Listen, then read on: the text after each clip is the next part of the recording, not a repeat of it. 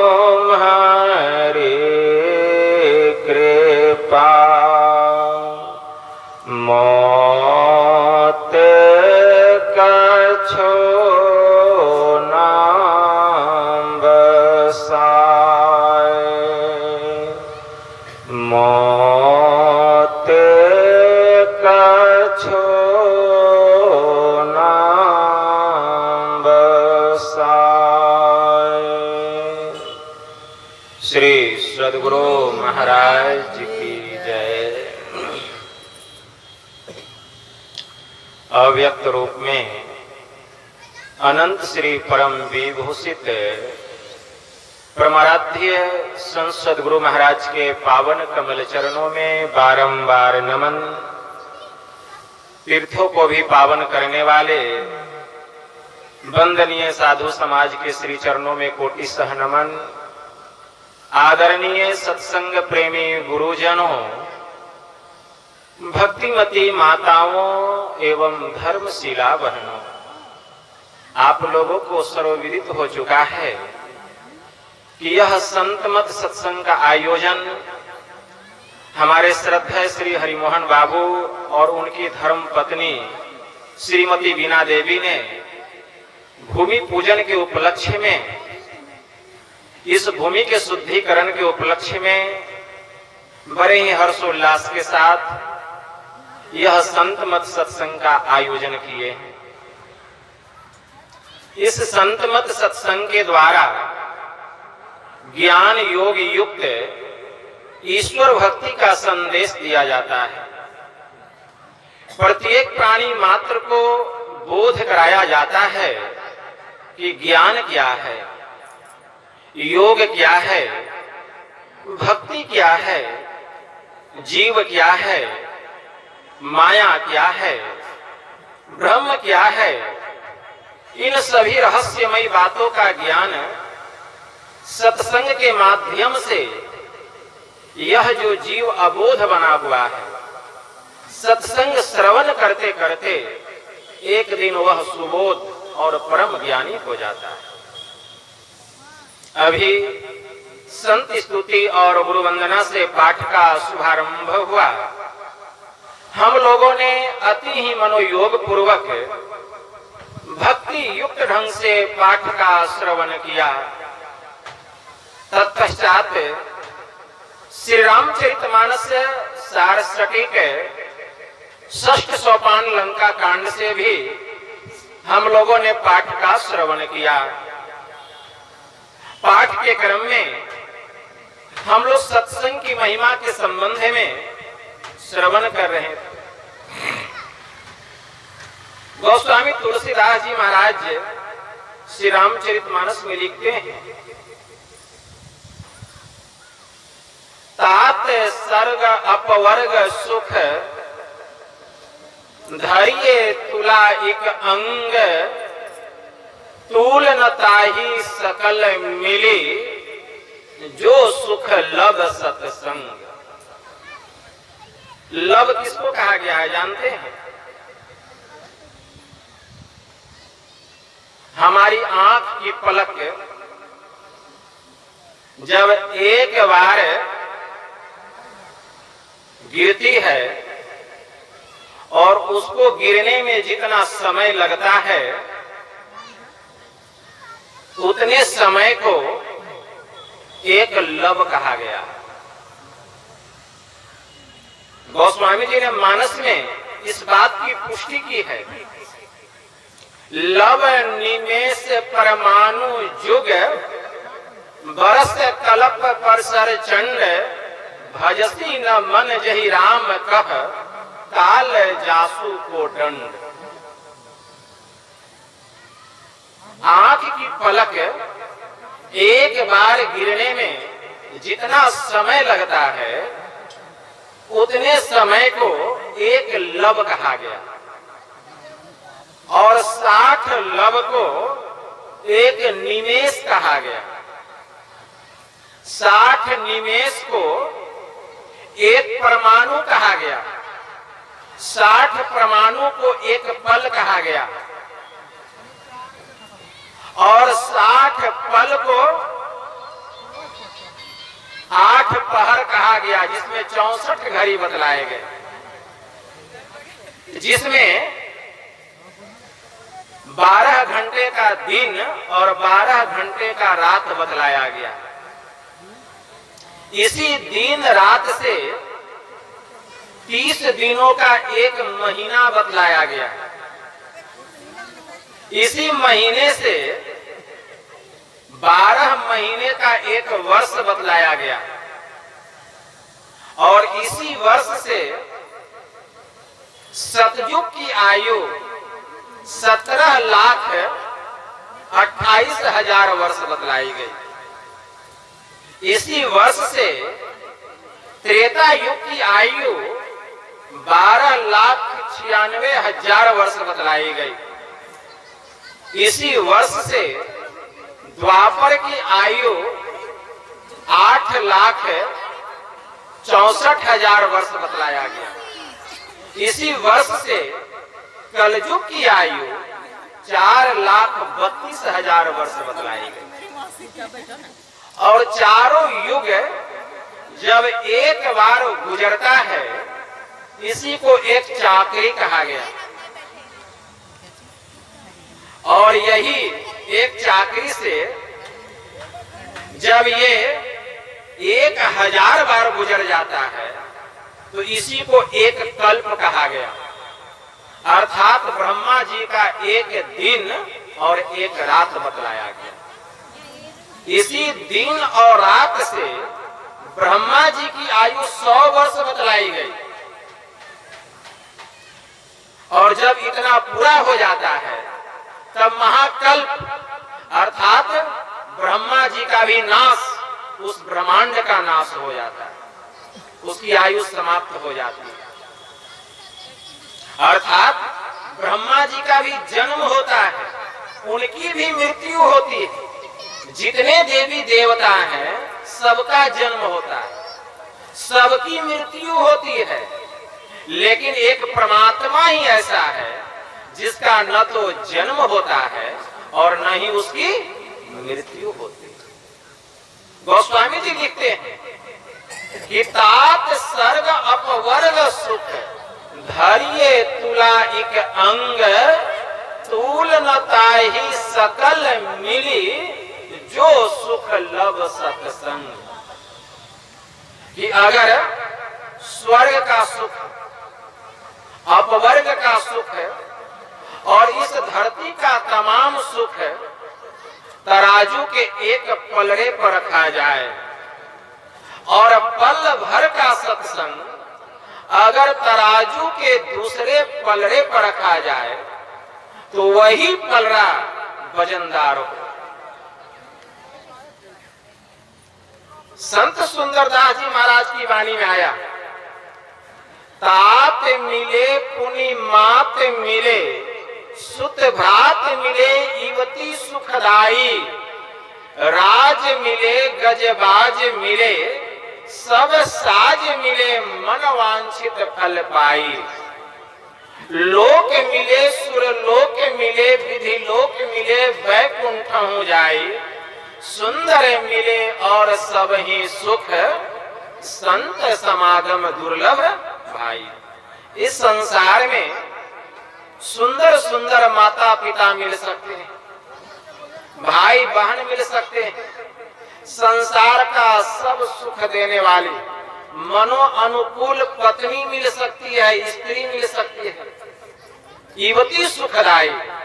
इतना ही नहीं, राज मिले, राज्य का सुख मिल सकता है, गजबाज मिले, हाथी घोड़े गाजे बाजे, सब साज मिले, नाना प्रकार के वस्त्र आभूषण सब मिल सकते हैं।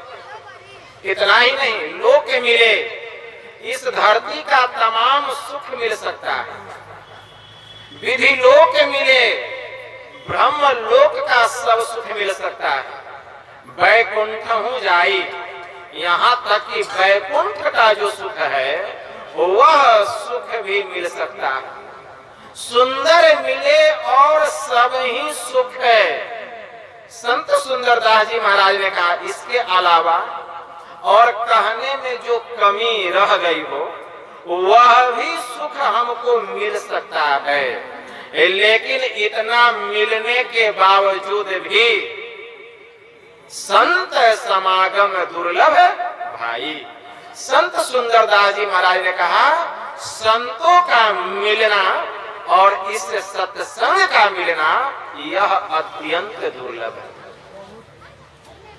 भगवान शिव जी से माता महेश्वरी ने जिज्ञासा की कि स्वामी, इस संसार में सबसे बड़ा सुख क्या है और सबसे भारी दुख कौन सा है? तो भगवान शिव जी कहने की कृपा की है कि गिरिजे, संत समागम सम न लाभ कछु आन, अब बिनु हरि कृपा न होई सो गावही वेद पुराण।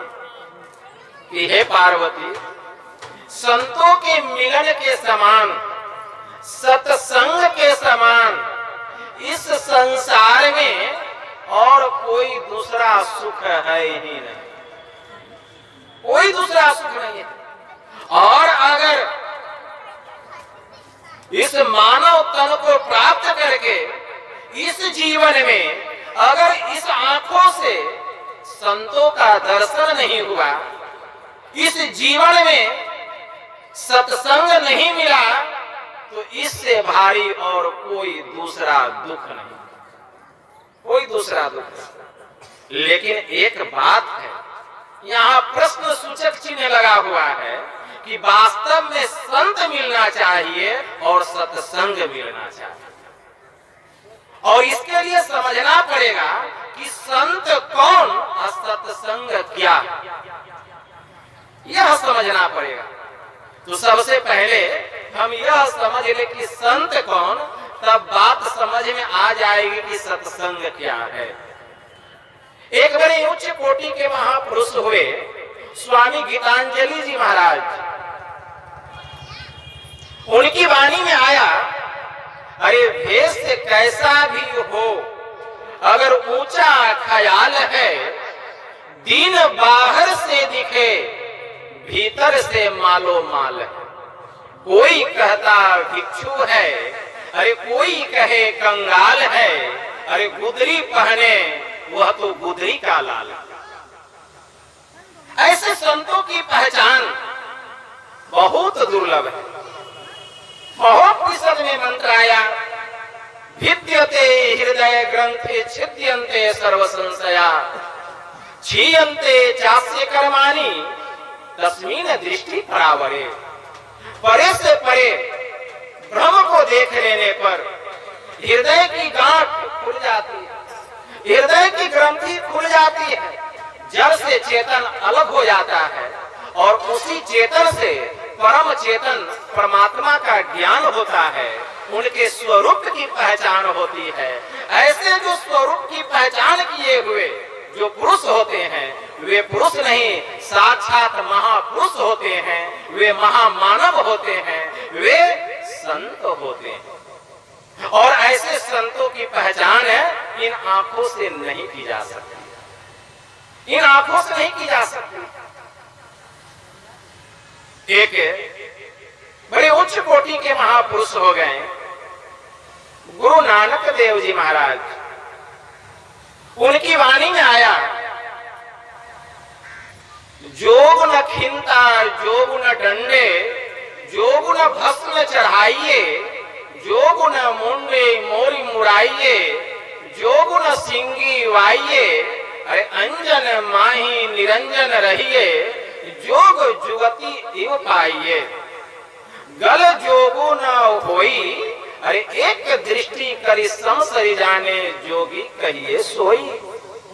जोग न बाहरी मरणी मसानी, जोगी न तारी लाइये, जोग न दिशी दिसंतरी भविये, जोग न तीरथ नहाइये, अरे अंजन माही निरंजन रहिए, जोग जुगति इव पाइये।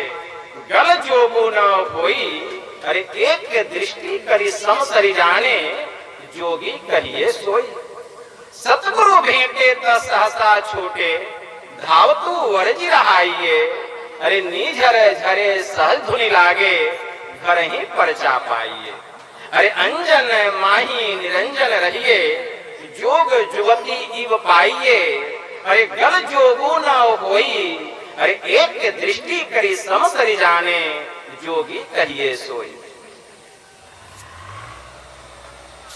नानक जीवतिया मरी रहिए, ऐसा जोग कमाइए, बाजा बाजहूं सिंगी बाजे, निर्भव पद पाइये, अरे अंजन माही निरंजन रहिए, अरे जोग जुगति इव पाइये, अरे गल जोगो न होई, एक दृष्टि करी समसरि जाने, जोगी कहिए सोई। गुरु नानक देव जी महाराज की वाणी माया कि जोगी कौन, संत कौन, किसको कहा गया जोगी? वे कहते हैं जोग न खिंता, गुदरी पहन लिया क्या जोगी हो गया? वह जोगी नहीं। जोगुन डंडे, हाथ में डंडा ले लिया और शरीर पर भस्म लगा लिया तो जोगी हो गया? नहीं। जोग न मुंडी मूड़ी मुड़ाइए, जोगुन दाढ़ी लाइए, क्या बाल दाढ़ी मुड़ा लिया या बाल दाढ़ी बढ़ा लिया तो जोगी हो गया? वह जोगी नहीं। क्या गेरुआ वस्त्र पहन लिया तो वह जोगी हो गया, या कोई हमारे जैसा सफेद वस्त्र पहन लिया तो वह जोगी हो गया? नहीं, वह भी जोगी नहीं। तब जोगी कौन, संत कौन? अरे अंजन माही निरंजन रहिए, जोग जुगति इव पाइये। अंजन का अर्थ होता है माया। जो इस संसार में रहकर, इस मायावी दुनिया में रहकर जिसने निरंजन ब्रह्म को जान लिया, उसको पहचान लिया, वही जोगी है। और इसके लिए गल जोगु न होई, मतलब घूम घूम करके घर घर गप मारने वाला जोगी नहीं। अरे एक दृष्टि करी समसरि जाने, जोगी कहिए सोई। जिसने दृष्टि की दोनों धारों को जोड़ करके, जिसने दृष्टि की दोनों धारों को जोड़ करके एक बिंदुता को अपने भीतर में प्रकट कर लिया, जो अंधकार से प्रकाश मंडल में चला गया, जिसकी सूरत की ऊर्ध्वगति हो गई, जो पिंड को पार करके ब्रह्मांड का सैर करने लग गया, वही जोगी की श्रेणी में चला गया। ऐसे महापुरुषों का भी अगर संग हो जाए तो समझ जाइए यह सत्संग है। सत्संग हो गया। केवल संत का ऐसा दर्शन हो जाए, समझिए सत्संग हो गया। क्योंकि सत्संग को मुख्य रूप से 3 भागों में बांटा गया। एक उच्च कोटि का सत्संग, एक मध्यम श्रेणी का सत्संग और एक तृतीय श्रेणी का सत्संग। उच्च कोटि का, प्रथम श्रेणी का सत्संग किसको कहा गया? प्रथम श्रेणी का सत्संग। जिस दिन इस आत्मा का परमात्मा से मिलन हो जाएगा, अपने निज स्वरूप का ज्ञान हो जाएगा, प्रभु के स्वरूप की पहचान हो जाएगी, उस दिन जो सत्संग होगा वह प्रथम श्रेणी का सत्संग होगा, उच्च कोटि का सत्संग होगा। लेकिन यह कहना जितना सरल है, करना उतना ही कठिन है। इसलिए अगर ऐसा नहीं हो पाया तो जिन्होंने इस अवस्था को प्राप्त कर लिया, जिन्होंने तत्व का दर्शन कर लिया है, जिन्होंने अपने निज स्वरूप को जान लिया है, जिन्होंने प्रभु के स्वरूप को पहचान लिया है, ऐसे महापुरुषों का अगर केवल दर्शन हो जाए तो यह है द्वितीय श्रेणी का मध्यम कोटि का सत्संग। अगर ऐसा भी नहीं हो पाए तो ऐसे ऐसे जो महापुरुष हुए हैं, ऐसे महापुरुष का अगर वाणी का संग हो जाए, हमारे परमराध्य कहते थे चिट्ठी आधी मुलाकात होती, सत्संग योग पढ़िए भाग 2, उसमें केवल संतों की वाणी है। अगर उस वाणी का भी संग हो जाए तो समझ जाइए यह तृतीय श्रेणी का सत्संग। जहां कहीं संत मत का सत्संग हो रहा है और संत मत के सत्संग में संत वाणी की ही प्रधानता होती है, जैसे अभी हम लोग संत वाणी को सुन रहे हैं और अगर हम मनोयोग पूर्वक श्रवण कर रहे हैं तो समझ जाइए यह तृतीय श्रेणी का सत्संग है। और तृतीय श्रेणी का सत्संग करते करते एक दिन द्वितीय श्रेणी का सत्संग मिल जाएगा। द्वितीय श्रेणी का सत्संग मतलब संत सदगुरु का दर्शन हो जाएगा। श्री सदगुरु महाराज की। क्योंकि बाबा कबीर की वाणी में आया, मैं तो आन परी चोरन के नगर, अरे सत्संग बिना जियरा तरसे। इस सत्संग में लाभ बहुत है, क्या तुरंत मिलावे गुरु से। तो सत्संग सुनते सुनते एक दिन संत सदगुरु मिल जाएंगे, द्वितीय श्रेणी का सत्संग प्राप्त हो जाएगा। जिस दिन द्वितीय श्रेणी का सत्संग प्राप्त हो गया, उनसे सदयुक्ति जानकर अगर हम योग करने लग जाएंगे, भक्ति करने लग जाएंगे, तो भक्ति करते करते योग करते करते एक दिन यह आत्मा ब्रह्म में ब्रह्मलीन हो जाएगा, अपने निज स्वरूप का ज्ञान होगा, प्रभु के स्वरूप की पहचान हो जाएगी। यही द्वितीय श्रेणी का सत्संग एक दिन प्रथम श्रेणी के सत्संग से मिलन करा देगा। प्रथम श्रेणी का सत्संग प्राप्त हो जाएगा, सदा के लिए दुखों से छूट जाएंगे, जीव का परम कल्याण हो जाएगा। तो यह कैसे होगा? इसी सत्संग के माध्यम से होगा। इसीलिए वेद भगवान उपदेश करते हैं, ओम युञ्जानः प्रथमं मनस्तत्वाय सविता धियम अग्निर्ज्योतिर्निचाय पृथिव्या अध्यावर्त। इस मंत्र के द्वारा वेद भगवान उपदेश करते हैं कि हे मनुष्यों,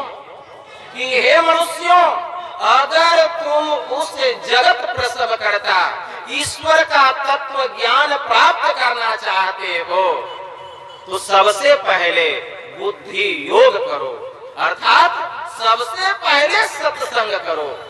बुद्धि योग अर्थात सत्संग करो, फिर मानस योग करो, फिर अग्नि की ज्योतियों को एक करके योग की दृढ़ भूमि पर अपने आप को अच्छी प्रकार धारण करो। योग की दृढ़ भूमि किसको कहा गया? योग का दृढ़ भूमि जानते हैं? योग का दृढ़ भूमि किसको कहा गया? पहुंचे हैं अत्रि ऋषि की कुटिया में याज्ञवल्क्य जी महाराज पहुंच गए हैं और अत्रि ऋषि गदगद हो रहे हैं और जिज्ञासा करते हैं। अत्रि ऋषि जिज्ञासा करते हैं याज्ञवल्क्य जी महाराज से कि हे याज्ञवल्क्य जी महाराज, मैं यह जानना चाहता हूं कि वह जो अनंत और अव्यक्त आत्मा है उसको हम कैसे जाने। याज्ञवल्क्य जी महाराज कहते हैं कि हे अत्रि ऋषि, वह जो अनंत और अव्यक्त आत्मा है वह अविमुक्त में प्रतिष्ठित है। यह सुनकर अत्रि ऋषि पुनः जिज्ञासा करते हुए तो गदगद हो रहे हैं। याज्ञवल्क्य जी महाराज जो सुना रहे हैं तो उनको बड़ा आनंद आ रहा है कि आज कोई ब्रह्म ज्ञानी महापुरुष आए हैं। बहुत ही विभोर हो रहे हैं, आनंद चित्त प्रसन्न चित्त हो रहे हैं और एकदम मुदित मन से कह रहे हैं कि हे याज्ञवल्क्य जी महाराज, मैं यह जानना चाहता हूँ कि वह अविमुक्त कहाँ प्रतिष्ठित है। यह सुनकर याज्ञवल्क्य जी महाराज कहते हैं कि हे अत्रि ऋषि, वह अविमुक्त वरुणा और नासी के मध्य में प्रतिष्ठित है। यह सुनकर अत्रि ऋषि पुनः जिज्ञासा करते हैं कि हे याज्ञवल्क्य जी महाराज, मैं यह जानना चाहता हूँ कि वरुणा और नासी है क्या। दोनों के बीच में जो अभिमुक्त प्रतिष्ठित है, तो पहले यह बताइए कि वरुणा क्या है और नासी क्या है। यह सुनकर याज्ञवल्क्य जी महाराज कहते हैं कि हे अत्रि ऋषि, जो समस्त इंद्रिय कृत दोषों को दूर करता है उसी को वरुणा कहते हैं, और जो समस्त इंद्रिय कृत पापों का हरण करता है उसी को नासी कहते हैं। और दोनों के मध्य में जो स्थान है वहीं पर अविमुक्त प्रतिष्ठित है, उसमें जो प्रवेश कर जाता है वह भगवान शिव के धाम काशी नगरी में प्रवेश कर जाता है। उसी को परम मुक्ति की प्राप्ति होती है। वहीं पर ब्रह्म ज्ञानी महापुरुष जो होते हैं अपने चित्त को लगा करके अपने को जगाने की चेष्टा करते हैं, अपने को जगाने की चेष्टा करते हैं। वही है योग की दृढ़ भूमि, उसी को दृढ़ भूमि कहा गया है। अग्नि की ज्योतियों को एक करके योग की दृढ़ भूमि पर अपने आप को खूब अच्छी प्रकार धारण करो। जो वहां अपने चित्त को लगा करके रखेगा एक दिन जीव जग जाएगा। कब? जब दृष्टि की दोनों धार वहां जाकर मिलेगी तब। तो इसके लिए योगी क्रिया है, उसी को ब्रह्म विद्या, उसी को ब्रह्म ज्ञान कहा गया। इस भेद को, इस रहस्य को किसी अच्छे संत सदगुरु से जानना चाहिए। जैसा तैसा गुरु नहीं कर लेना चाहिए, जैसे तैसे गुरु से काम चलने वाला नहीं है। गुरु कैसा होना चाहिए? ब्रह्म ज्ञानी होना चाहिए, तत्वदर्शी होना चाहिए, मर्म को जानने वाला होना चाहिए। भेद यह गुप्त पाना किसी ग्रंथ से अरे है असंभव, असमझ लो किसी संत से। संतों के शरण में जाना पड़ेगा। वेद भगवान दूसरे उपदेश में इसका पुष्टि कर देते हैं। कहते ओम युक्त्वा सविता देवांश वर्यतो धिया दिवम बृहज ज्योतिः करिष्यत सविता प्रसूवातीतान। इस मंत्र के द्वारा वेद भगवान उपदेश करते हैं कि हे योगाभ्यास सीखने वाले मनुष्यों, सच्चे सदगुरु के द्वारा ही, पक्के सदगुरु के द्वारा ही योग का भेद जानकर तुम अपने भीतर की महान दिव्य ज्योतियां और दिव्य गुण युक्त अनाहत नाद दोनों को प्राप्त करो। और वह संत सदगुरु जिनसे इस योग का भेद जानना चाहिए, इसके लिए नियमित मतलब एकमात्र ईश्वर से इस प्रकार की स्तुति करो, प्रार्थना करो कि हे जगत प्रसव करता ईश्वर, आप ऐसे विद्वानों को, ऐसे महापुरुषों को, ऐसे संत सदगुरु को इस धराधाम पर भेजें जिनसे योग का भेद जानकर हम अपने भीतर की महान दिव्य ज्योतियां और दिव्य गुण युक्त अनाहत नाद दोनों को प्राप्त करें और आप सुख स्वरूप परमात्मा को जान सकें, आपको पहचान सकें। वेद भगवान कहते हैं। तो इसके लिए ऐसे संतों के शरण में जाना पड़ेगा ऐसे महापुरुषों के शरण में जाना पड़ेगा जिन्होंने कि अपने को जान लिया है, तत्व को पहचान लिया है। तत्वदर्शी होना चाहिए, तत्वज्ञ महापुरुष होना चाहिए। जब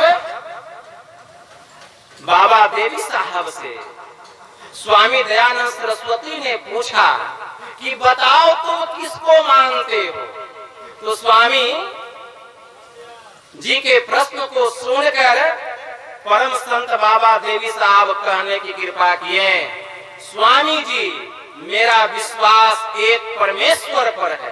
तुरंत प्रश्न करते हैं, बतलाओ वह परमेश्वर कैसा, वह कहाँ रहता है और किस प्रकार मिलता है। तुरंत जवाब देते हैं, वह परमेश्वर कैसा, तो कहते सबसे बड़ा, वह ईश्वर सबसे बड़ा और सबसे सूक्ष्म होने के कारण हम सबके भीतर में रहता है। कैसे मिलता है, तो कहते तत्वज्ञ गुरु के द्वारा वह जाना जाता है। जो तत्वज्ञ गुरु है, जो तत्वदर्शी महापुरुष है, जिसने तत्व को जाना है, उस प्रभु को पहचाना है, ऐसे संत सदगुरु के शरण में गए, उनका ज्ञान होने वाला, उनकी पहचान होने वाली कदापि नहीं। तो तत्वदर्शी गुरु के द्वारा वह जाना जाता है। और उन्होंने यह पद गा करके सुनाया था, हमारा मालिक सबके माही, सब में है और सबके न्यारा, ऐसा अद्भुत साईं जो गुरु मिले तो भेद बतावे, बिनु गुरु दर्श न पाई, सबते बड़ा छोट सब ही ते, घट घट रहा समाई, जा घट प्रगट होए दर से, ता घट की बलि बलि जाई, रूप रंग आकार न वाके, वेद नेति कर गाई, देवी कस कस वाही वखाने, अरे कहन सुनन में नाही, हमारा मालिक सबके माही, सब में है और सबते न्यारा, ऐसा अद्भुत साईं, ऐसा वह अद्भुत, वह रहस्यमय परमात्मा। क्या कहा था स्वामी दयानंद सरस्वती ने, अच्छा यह बतलाओ, तुम किसी ठाकुर वाड़ी में जाकर ठाकुर जी की पूजा भी करते हो। परम संत बाबा देवी साहब कहने की कृपा किए, स्वामी जी आप किस ठाकुरवाड़ी की बात करते हैं, यह जो हमारा शरीर है यह जिंदा ठाकुरवाड़ी है, आप किस मुर्दा ठाकुरवाड़ी की बात करते हैं। यह जो हमारा शरीर है यह जिंदा ठाकुरवाड़ी है, और इस जिंदा ठाकुरवाड़ी को बनाने वाले स्वयं परमपिता परमात्मा हैं, और इसमें 33 करोड़ देवी देवता सहित परमपिता परमात्मा निवास करते हैं। और इस दिव्य ठाकुरवाड़ी में, इस प्रभु के बनाए हुए ठाकुरवाड़ी में गाजे बाजे बजते हैं, ब्रह्म ज्योति और ब्रह्मनाद की आरती होती है, परमात्मा की ब्रह्म ज्योति का प्रकाश होता है और ब्रह्मनाद का घंटा बजता है, और इसी से उस अखंड परमात्मा की आरती होती है। ऐसे ठाकुरवाड़ी को छोड़कर आप मुझे किस ठाकुरवाड़ी में जाने के लिए कहते हैं। तुरंत चुप हो जाते हैं दयानंद सरस्वती। कितना तीक्ष्ण ज्ञान था, जन्मजात जोगी थे बाबा देवी साहब, ऐसे थे। इतना ही नहीं, उन्होंने यहाँ तक कहा, इस शरीर में गर्दन तक पहला भाग, और यह सिर जो है, यह चोटी जो है, इसका कलश है, इसका कलश है, इसी को अंतिम पद कहा गया। इस ठाकुरवाड़ी में जो प्रवेश कर जाता है, फिर उसे बाहर में कहीं घूमने की जरूरत नहीं पड़ती, वो पूरा ब्रह्मांड का सैर करता है, कुछ भी उससे बाकी नहीं रहता। तो ऐसे महापुरुषों के शरण में, ऐसे तत्व ज्ञानी संतों के शरण में जाना पड़ेगा, और इस ब्रह्म ज्ञान को पाना पड़ेगा, इस युक्ति को जानना पड़ेगा, साधारण नहीं है। गुरु महाराज की वाणी में आया, बिन दया संतन की मैं ही जानना इस राह को, अरे हुआ नहीं होता नहीं, वो होनहारा है नहीं। अगर हम चाहते हैं कि हमारा कल्याण हो जाए, ऐसे संतों के शरण में जाएं। भगवान कृष्ण ने अर्जुन से कहा कि हे अर्जुन, तद्विधि प्राणिपातेन परिप्रश्नेन सेवया उपदेशयन्ति ते ज्ञानम ज्ञानिन अस्व तत्वदर्शिनः, कि तत्वदर्शी महापुरुषों के शरण में जाओ, उनको दंडवत प्रणाम करो, कुछ दिनों तक उनकी चाकरी करो, खिदमत करो, सेवा करो। जब तुम्हारी सेवा से, तुम्हारी खिदमत से, तुम्हारी नौकरी से वे प्रसन्न हो जाएंगे, तब वे तुमको ब्रह्म ज्ञान का रहस्य बतलाएंगे, मर्म बतलाएंगे, भेद बतलाएंगे। उस रहस्य को जानकर जब तू ध्यान करेगा तो पहले तुझे अपने स्वरूप का ज्ञान होगा, तदंतर मेरे स्वरूप की पहचान होगी और सदा के लिए तू दुखों से छूट जाएगा। हे अर्जुन, तेरा परम कल्याण हो जाएगा। इसीलिए मैं तुझे सत्य कहता हूँ, सर्वधर्मान परित्यज्य मामेकं शरणं व्रज, अहम त्वा सर्वपापेभ्यो मोक्षयिष्यामि मा शुचः। इसलिए हे अर्जुन, मैं तुझे सत्य कहता हूँ, सभी धर्मों को छोड़कर मेरी शरण में आ जा, तेरा उद्धार न कर दूं तो कहना। इसलिए सभी धर्मों को छोड़कर मेरी शरण में आ जा। अब हम विचार करें, जिसमें भगवान महायोगेश्वर श्री कृष्ण ने अर्जुन को यह गीता ज्ञान दिया, दुनिया में कौन धर्म? एक वैदिक धर्म के अलावा और कोई धर्म नहीं था। पवित्र पाक पुराण शरीफ है कि अल बकरा पारा 2 सूरा 2 में एक आयत आया, आरंभ में जितने लोग थे सब एक ही मार्ग पर थे। आरंभ में जितने भी लोग थे सब एक ही मार्ग पर थे। बाद में रास्ता भटक जाने के कारण नाना प्रकार के दुखों को भोगने लगे। पवित्र पाक पुराण शरीफ के अल बकरा पारा 1 सूरा 2 में एक आयत आया, पूरब और पश्चिम सब और अल्लाह के, जिस ओर अपना रुख करोगे वही अल्लाह का रूप होगा। वह अल्लाह सर्वव्यापी और सर्वशक्तिमान, सब कुछ जानने वाला है, उससे कुछ भी छिपने वाला नहीं।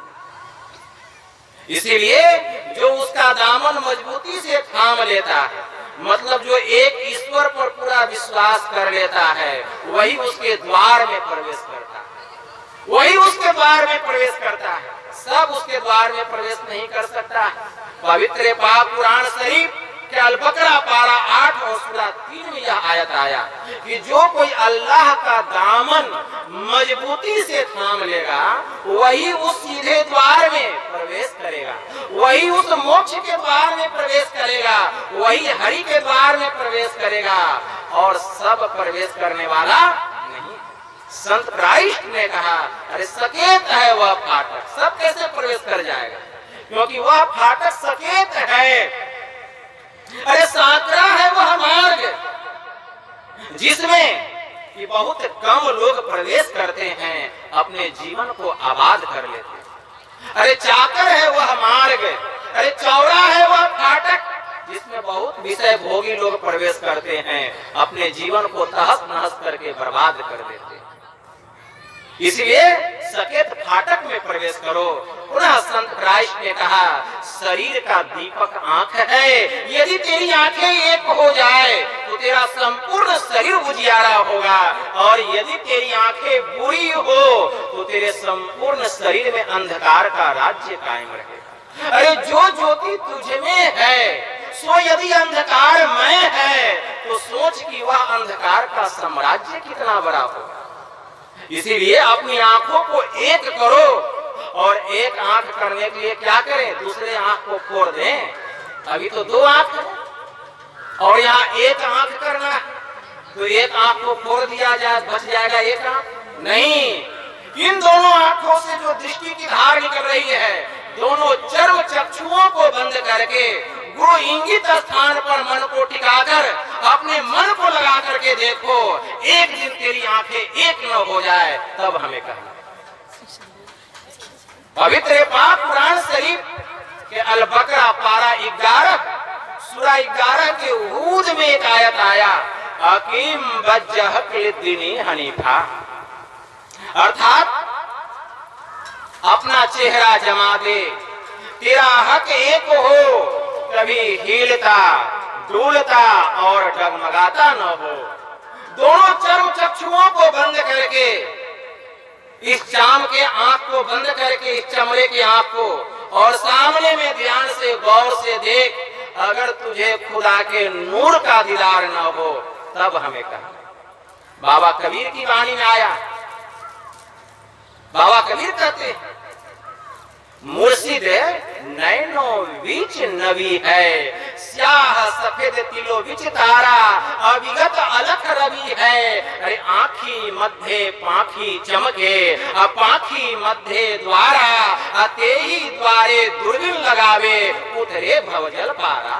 शून्य शहर में वास हमारा, कहाँ सर्वंगी जावे, साहब कबीर सदा के संगी, शब्द महल ले जावे। मुर्शिद नैनो बीच नबी, अरे वह नबी तो दोनों आंखों के मध्य में। हम लोग कहते हैं नबी ये करीम मोहम्मद सल्लल्लाहु अलैहि वसल्लम खुदा के नूर हैं। क्या अभी नहीं हैं?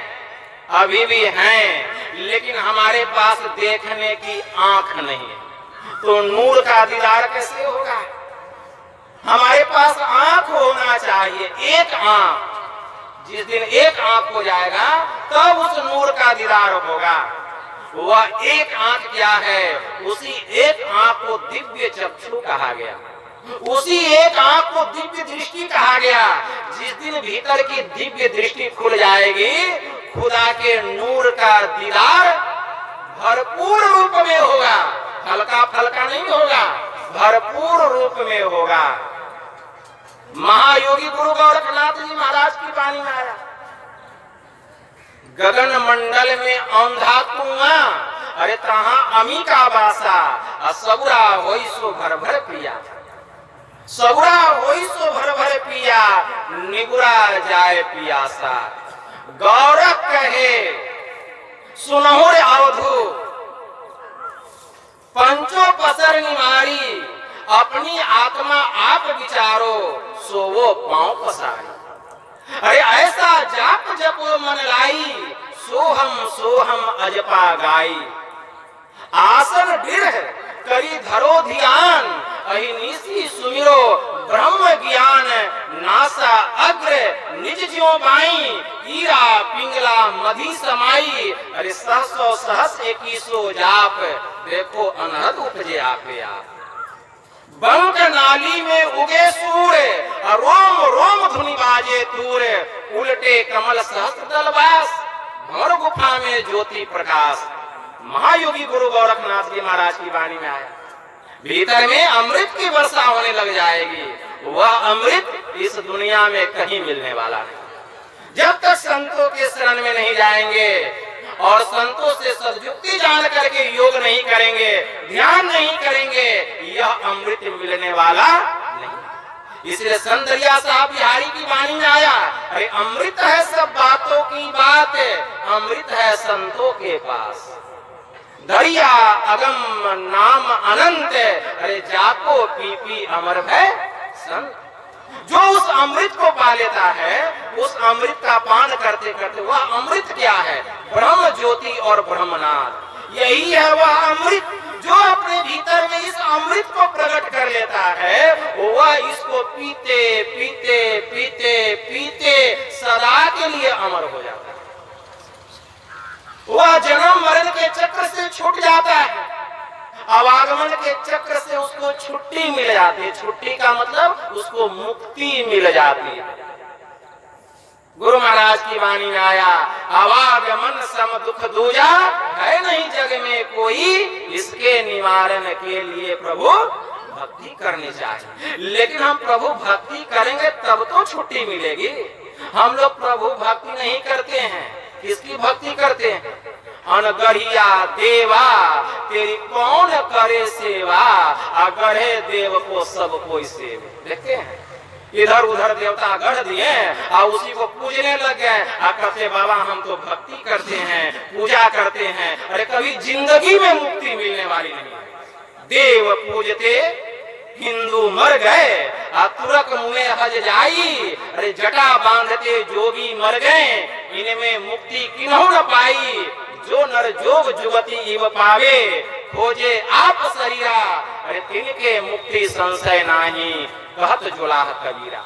ब्रह्मा विष्णु महेश्वर कहिए, इन सिर लागी काई। अरे इनके भरोसे मत कोई रहिए, इन्हों मुक्ति न पाई। अरे जब इनको मुक्ति नहीं मिला तो ये हमको कहां से मुक्ति देंगे। इस भ्रम में कोई मत रहिए। इसीलिए जो गुरु महाराज सदयुक्ति बतला दिए हैं, उस सदयुक्ति को पाने के लिए तो देवता लोग तरसता है कि हमको मिले, लेकिन वह उदास हो जाता है, दुखी हो जाता है। जानते हैं क्यों? क्योंकि हमको तो मनुष्य का ही शरीर नहीं। जिस शरीर में हरि के पास जाने का द्वार है, वो अभी मेरे पास नहीं है। युक्ति जान करके करेंगे क्या? उस द्वार में ही नहीं पहुंच सकते हैं। और गुरु महाराज की कृपा, ईश्वर की कृपा इतनी है कि हम लोगों को मनुष्य का शरीर मिल गया है और हरि का द्वार भी इसके भीतर में है। लेकिन फिर भी उस द्वार में हम घुसने का प्रयास नहीं कर रहे हैं। बस क्या अनगढ़िया देवा, तेरी कौन करे सेवा। अगढ़े देव को सब कोई सेवे, पूर्ण ब्रह्म को जाने देवा। उसका भेद कौन जानते हैं? उसका भेद जानते हैं कोई संत सदगुरु जानते हैं, जिन्होंने तत्व को जाना है, प्रभु को पहचाना है। अगर उनके भेद को हम भी जानना चाहते हैं, उनके मर्म को अगर हम भी जानना चाहते हैं, तो ऐसे संतों के शरण में जाना पड़ेगा। उनसे सदयुक्ति जाननी पड़ेगी और आंख खोल करके नहीं, आंख बंद करके ध्यान करना पड़ेगा। क्योंकि आंख खोलने से कुछ मिलने वाला नहीं है। बाबा कबीर ने कहा, अरे हंस हंस कंत न पाइया, जिन पाया तिन रोए। हंसी खेली पीव मिले, कौन दुहागिन होए। कबीर हंसना दूर कर, अरे रोने से करो जीत। बिन रोवे क्यों पाइए, प्रेम प्यारा मी। ऐसा जो प्यारा परमेश्वर है वह बिना रोवे मिलने वाला नहीं है। स्वामी विवेकानंद जी महाराज को प्रभु का दर्शन नहीं हुआ था। उनकी याद में इतना रोते थे, रात रात भर नहीं सोते थे। और उनके आंख से जो अश्रु की वर्षा होती थी, उनका पूरा तकिया गीला हो जाता था, उसको गाड़ने पर पानी निकलता था। इतना प्रभु के याद में रोते थे, इतना आज तक रोए हैं।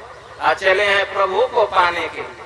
हम लोग प्रभु को पाने के लिए भक्ति नहीं कर रहे हैं। अरे असली बात तो यह है कि हम लोग संसार की वस्तु पाने के लिए प्रभु की सेवा कर रहे हैं। यही असलियत है, यही असलियत है कि संसार की वस्तु को पाने के लिए उनके दरगाह पे जा रहे हैं कि कुछ संसार का पूरा कचरा मिल जाए, कुछ कंकर पत्थर मिल जाए। लेकिन उनको पाने के लिए हम भक्ति नहीं कर रहे।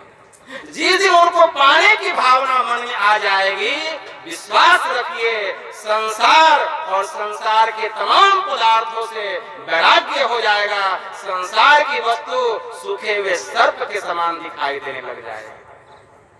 तब आंख से अश्रु की वर्षा होने लग जाएगी, आंख से आंसू निकलने लग जाएगा।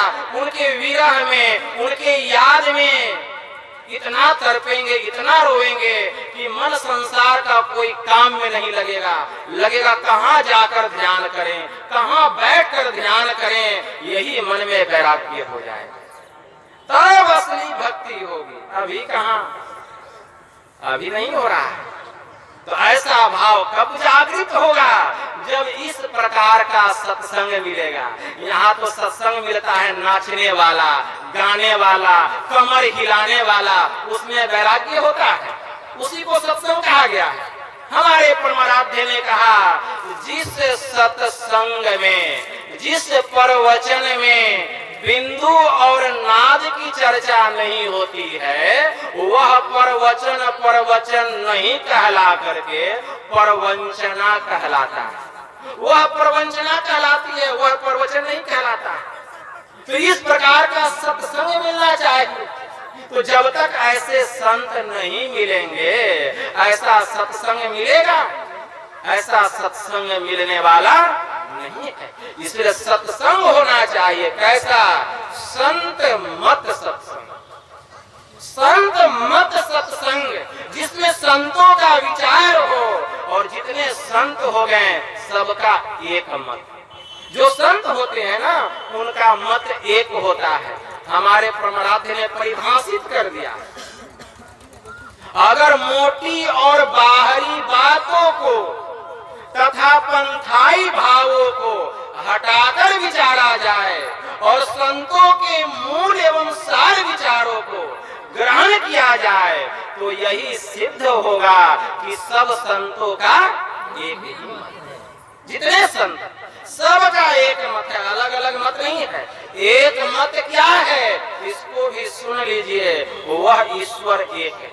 सब संतों ने कहा ईश्वर के पास जाने का रास्ता एक है। संसार में जो भागलपुर जंक्शन है, वहां जाने के लिए अनेक रास्ते हो सकते हैं, लेकिन परमात्मा के पास जाने का अनेक रास्ता नहीं है। बहुत लोग उदाहरण देते हैं कि बाबा जैसे संसार में एक स्थान पर जाने के लिए कई रास्ते होते हैं, उसी प्रकार प्रभु के पास जाने के लिए भी कई रास्ते हैं, लेकिन यह बिल्कुल असत्य है। प्रभु के पास जाने का कई रास्ता नहीं, एक ही एक रास्ता है, और वह रास्ता सीधे सुमना होते हुए।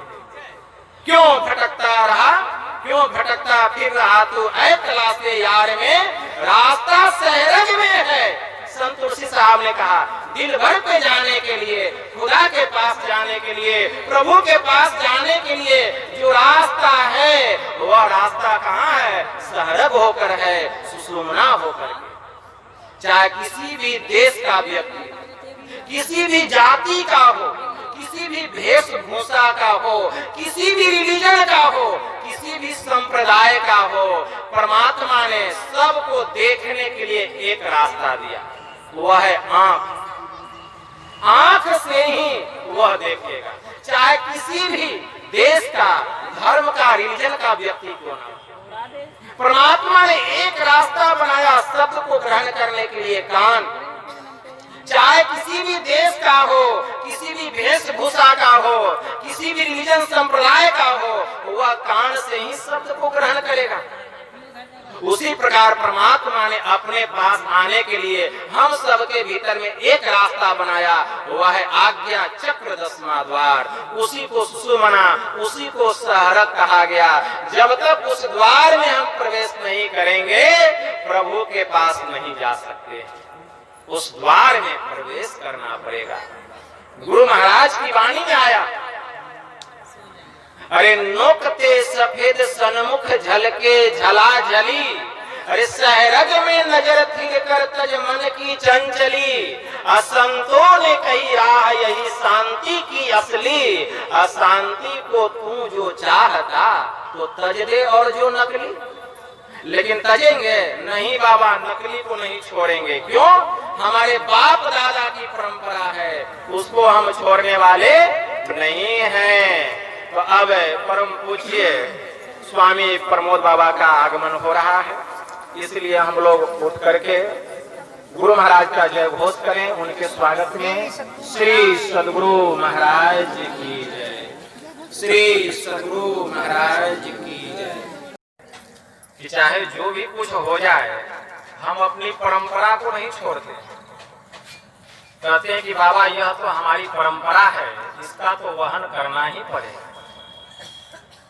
तो संत पलटू साहब की वाणी में आया कि भूत पिशाच को पूजते, मर को हुए भूत है जी, अब भूत जोनी भ्रमत रहे, वाको नहीं आकूट है जी।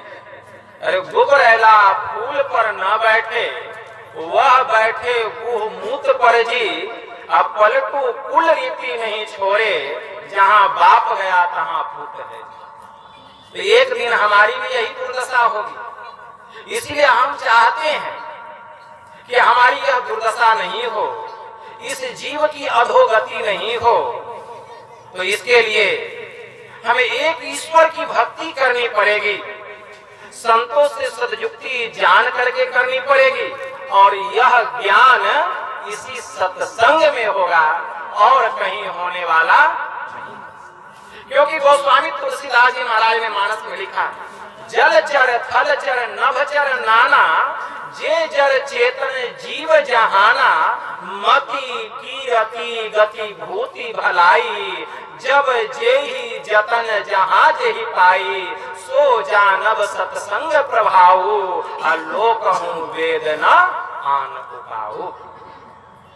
हमारा वेद कहता है कि इस लोक में इन पांचों के मिलने का, इन पांचों अर्थात मति अर्थात सुबुद्धि, कीरति संसार में यश, गति अर्थात मुक्ति, भूति अर्थात धन संपदा, भलाई अर्थात नम्रता, इन पांचों की प्राप्ति जब कहीं जहां कहीं जिस किसी विधि से, जिस किसी उपाय से, जिस किसी को भी हुआ है, वह सत्संग के प्रभाव से ही हुआ जानना चाहिए। इसलिए अगर हम चाहते हैं कि इन पांचों की प्राप्ति हो जाए, सत्संग में हमारी रुचि होनी चाहिए, सत्संग से हमारा प्रेम होना चाहिए, जब तक हम सत्संग नहीं सुनेंगे इन पांचों की प्राप्ति होने वाली नहीं है। इसीलिए सुनी समुझहि जन, मुदित मन, मज्जहि अति अनुराग, लहहि चारि फल अछत तनु, साधु समाजु प्रयाग।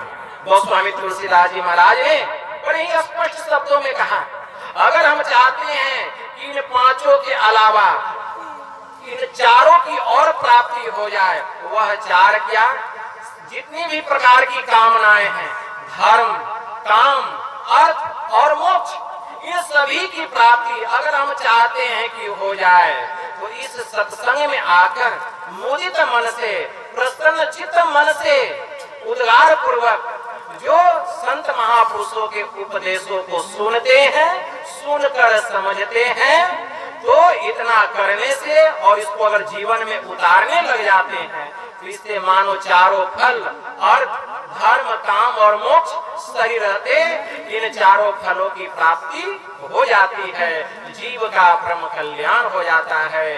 तो यही थोड़ा सा आप लोगों की सेवा में कहा, बस इतना ही कहकर मैं अपनी वाणी को यहीं विराम देता हूँ।